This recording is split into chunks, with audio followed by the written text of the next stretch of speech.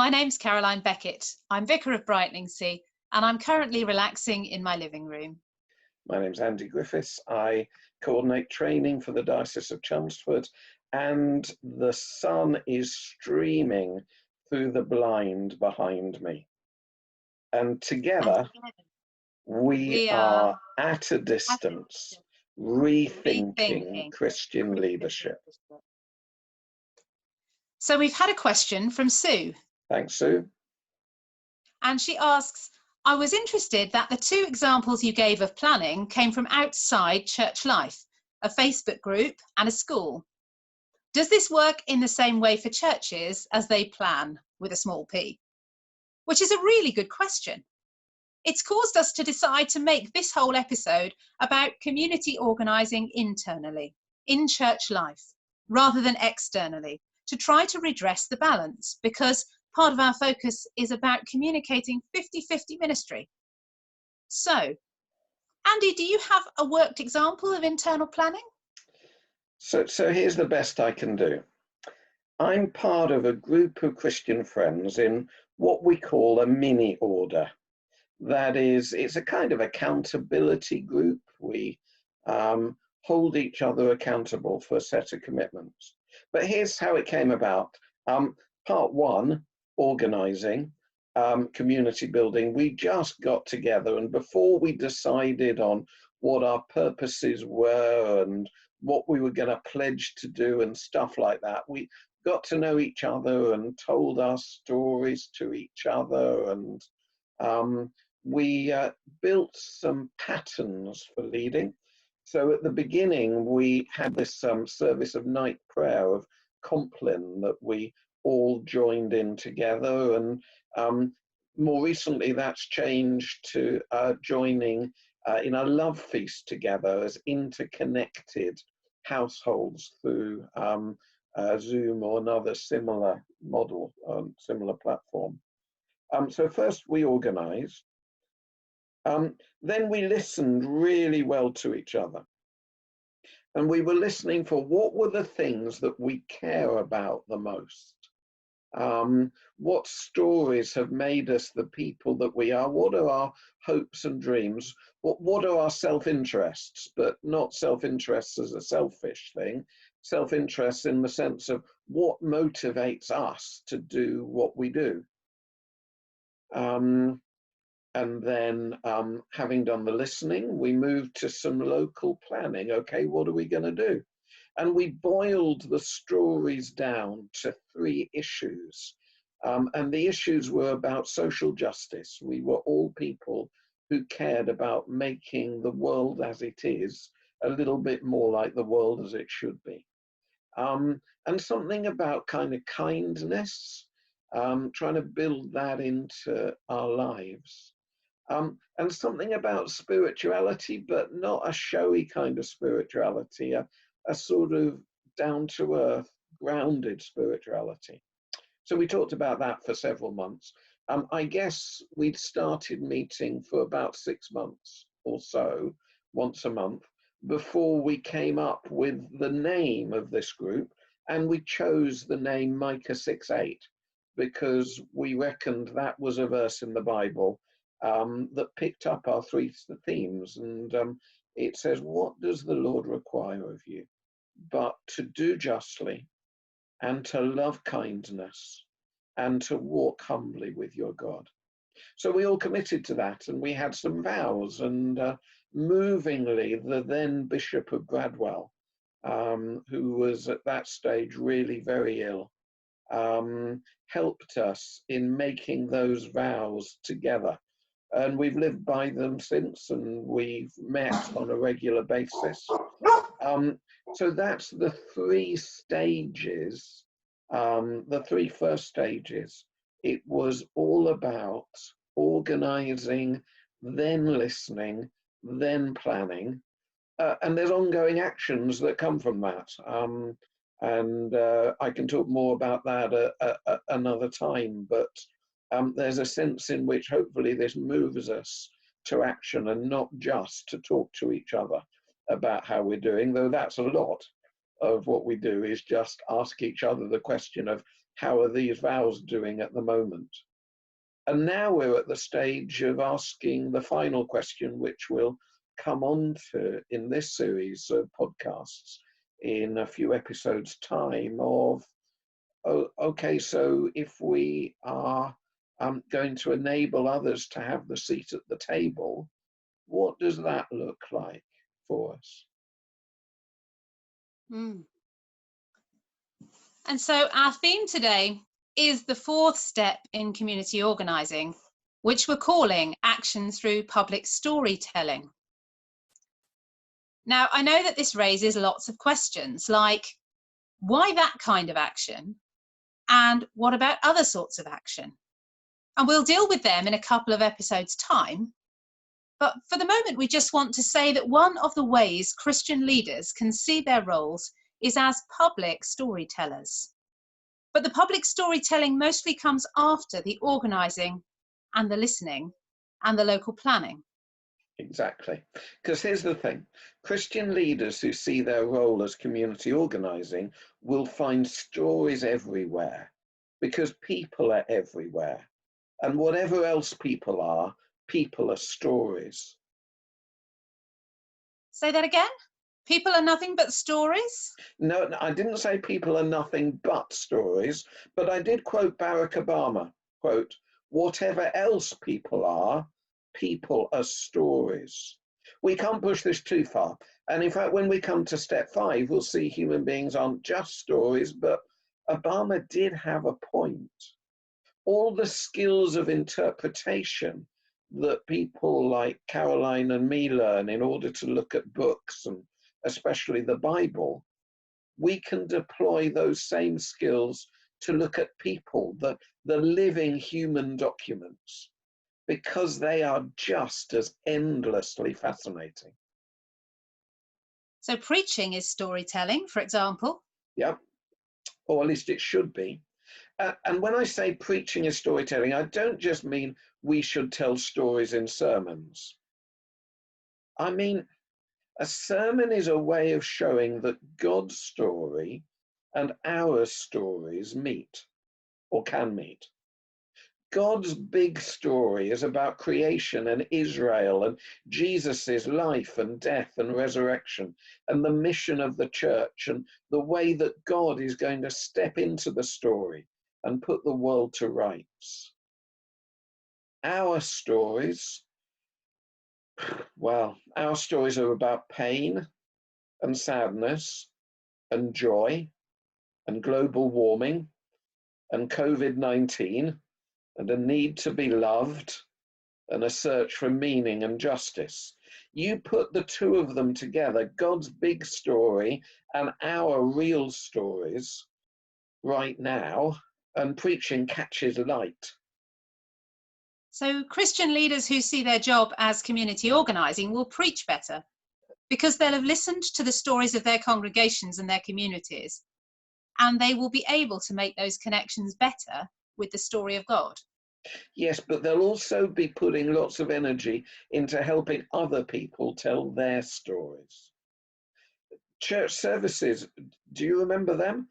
Church services will most likely feature people's stories almost every week, whether stories of how people came to faith or how their faith is making a difference in their working lives or of the struggles that they face. Community organising has borrowed the term testimony in part from evangelicalism, I think, to speak of public storytelling. And it's helped churches to rediscover that part of their heritage. So, for example, I happen to like reading about the 18th century Moravians, because somebody has to, don't they? And among the 18th century Moravians, every member was assisted to create a long version of their life story, a medium-sized version of their life story, and a short version of their life story. They called it a Lebenslauf. And it seems to me it wouldn't hurt if our church members, we, started seeing testimony as a normal part of church life. But that's not going to happen automatically. It will take sensitivity and training. And it really is possible. Community organising gives us a chance to reclaim that word, testimony. And Brueggemann speaks of the whole Bible as testimony. And if you think about it, most of the things we believe on the basis of testimony, of a witness we trust telling us their experience. I mean, even in the world of online shopping, we're more likely to purchase something if it's got lots of quotes and comments from people who've already bought one and saying what they think about it and so on. And so likewise, in the Christian life, listening to the testimony of somebody who you know a little bit perhaps, or you can see yourself in them just a little bit, and you can hear about how it works for them. And before you know it, you've got church members who've learned to tell their stories inside the gathered church. Which means the gathered church online right now. Exactly. And before you know it, they'll have a newfound confidence in telling their stories and God's outside the gathered community. And often when we get into a habit of telling our stories to one another, that can build confidence, and stories are shaped in the telling. If you think about a story that maybe of something that's happened to you that you might have told to a number of different people, over time the story acquires a kind of rhythm and a pattern to it, and you'll probably tell it the same way quite often because it's a story you've become comfortable with and comfortable sharing. And so in the same way, we can become more comfortable with sharing the stories of our faith. And that's one half of the task of evangelism. And as we'll see in future episodes, the other half is about invitation, because it's not just about broadcast and telling our story, it's also about making those other connections. And it's not just about preaching and evangelism. Pastoral care is largely a question of stories too. Hearing stories and holding stories and giving people space to make sense of and tell their own stories and helping people align their story with God's story. Maya Angelou said, "There is no greater agony than bearing an untold story within you." And Barack Obama, back to him, he'd say that the key decision in all our lives is whether we interpret our own stories with a hermeneutic of fear or a hermeneutic of hope. But we can't make that decision without someone to be there while we're doing it, be there in person or be there online. And it takes years and years. And that, to a large degree, is what we call pastoral care. That does sound, though, a little bit like you're saying pastoral care helps people to retell their stories with happy endings. Oh dear. Okay, so that isn't what I meant to say, and I'm sorry if that's what it sounded like. Testimonies don't all have happy endings. There are testimonies of conversion and testimonies of faith, but there are also testimonies of injustice and testimonies of lament. And it's important that they are expressed and heard without people like me trying to tidy them up. Actually, that's something I'm a bit concerned about with coronavirus. It seems to me that some people are rushing to plan a new future before they properly lamented for the past. And part of the power of storytelling, actually, is that it is a way of reflecting on the past. Somebody once said to me at the end of a long conversation where I had done nothing but listen, I hadn't given any advice, I hadn't said anything of any note, I hadn't imparted any wisdom, but she sat back at the end of telling me a very long and very tragic story, in the face of which I actually felt quite helpless. And she said, "Oh, thank you. I feel so much better." And normally I'd be sitting there thinking, dodged a bullet there, didn't have to pretend to be wise. But on this particular occasion, I was really curious, and I said, "Can I ask why you feel better as a result of this encounter?" Thinking, maybe if I can learn something, maybe this will be kind of, the magic bullet for next time I feel inadequate. And she said it was just lovely to have the space to hear myself think. And I thought, actually, there is a power in that. And it takes a bit of strength to hold enough silence to enable somebody to hear themselves think, to process and tell their own story to somebody else who's not going to then reshape it. And we reshape other people's stories all the time, even though we don't perhaps mean to do it.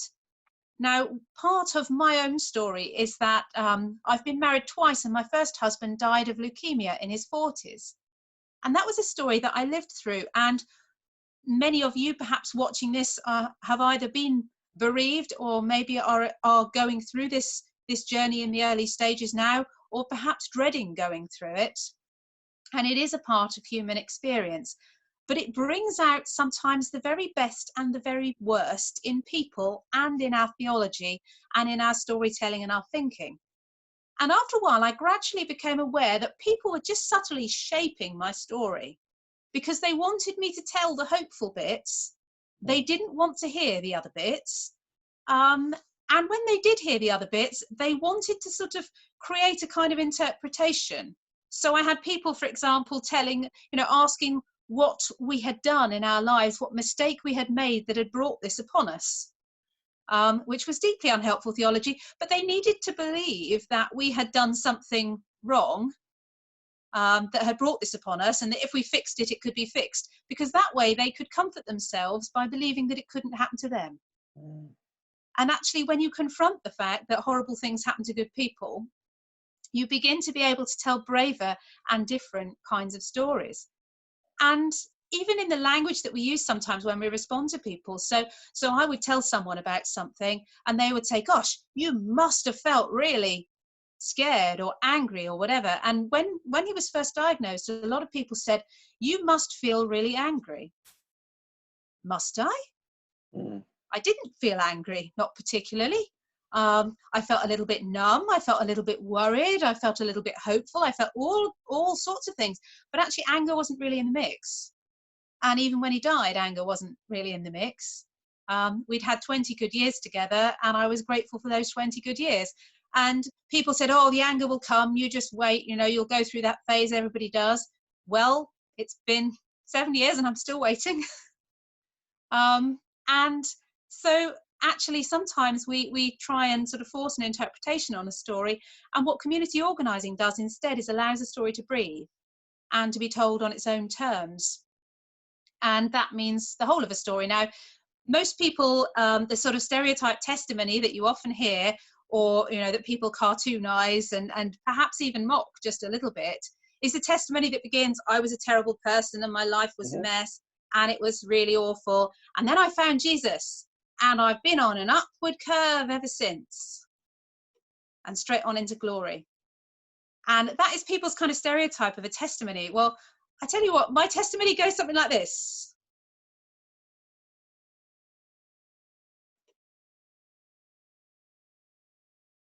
And so on. Now, I did that once in a sermon, and there was hysterical laughter for about 2-3 minutes, and I actually had to stop preaching. And I suspect that the hysterical laughter was relief. That somebody had articulated how people were actually feeling about their lives and their testimonies. Because I think a lot of us do feel as though our life should be an upward curve, and there have been people tweeting about, if you haven't started a business, got yourself down to your ideal weight, done this, done that, done the other during lockdown, then you weren't lacking opportunity, you were lacking motivation. And actually, that's really unhelpful, because nobody's story goes like this. Really, really not. Not if we're honest. Our stories have lots of twists and turns in them.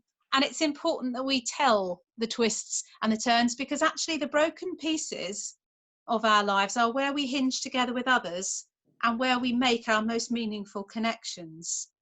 Because I don't know about you, but I've never felt enabled, empowered, heard, or well disposed towards someone or drawn to someone when they have given me a long list of their successes. Absolutely. Maybe that's just me. Absolutely. And I think that's all the more important at the moment. I saw what seemed to me, I'm afraid, sorry if one of the people listening to us or watching us said this, I mean no disrespect, but I saw the phrase, a coronavirus pandemic is a terrible thing to waste.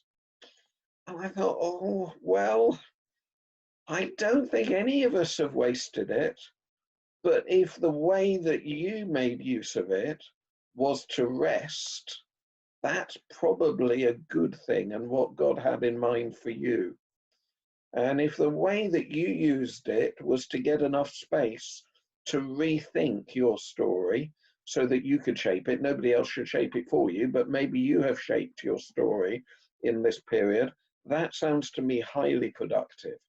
And if you started your own business as well, then good on you. But I think we need to give each other credit for doing the best they can. So thank you so much for listening as we've talked a little bit about action through public storytelling. Caroline, I think you've got a poem to share with us. And I I'll do. put this poem, incidentally, on the website atadistance.card.co for anyone to find. So this is perhaps topical for some people. Part of my journey with my late husband involved him being on an isolation ward and me not seeing him day to day because it would have put him and other patients at risk. And so there were times when I could be with him quite intensively, as long as I went through all the protocols. And then there were other times when we literally had 2 minutes with his hand on one side of a glass door and mine on the other as I was dropping things off, but actually unable to see or hear him beyond just a glimpse through the glass panel of the ward door. And it was a very difficult experience. So when I did see him, often he'd undergone some changes, and I would really notice them because we hadn't been together all the time. And it made me think about the ways that our bodies carry our stories, and the ways that actually being together in person and that kind of physical connection that we have with other people is quite important, and we're missing it at the moment. And I had a sort of funny conversation online with a friend this morning because we're all creating these silly Facebook avatars at the moment. And I had created one and I had added my wrinkles to it.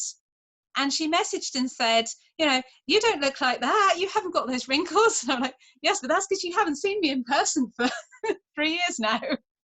And, actually I do. And those wrinkles are part of my story. So yes, they're going on my avatar because I earned them. So this is about my husband, but it's also about a little bit more than that. It's about the ways our bodies hold our stories and our testimonies, and the ways that we have to love and partner with ourselves in our stories and in the work of God, and how each story is being written, co-written, if you like, between us and God. This is your body, breaking now, and every place is dear. Pen strokes of age, time, wear and grace, labour and laughter clear. The sunlight gilds each arc and dip, and imps and angels lurk about the title page of this, your life, his master work. Through the rich life uncurling here, the cancer spreads its flaw, imprinting, as in stone, its harsh, unalterable law. Bruises bloom like capitals, illuminations plain on the stretched parchment of your skin, the long psalm of your pain.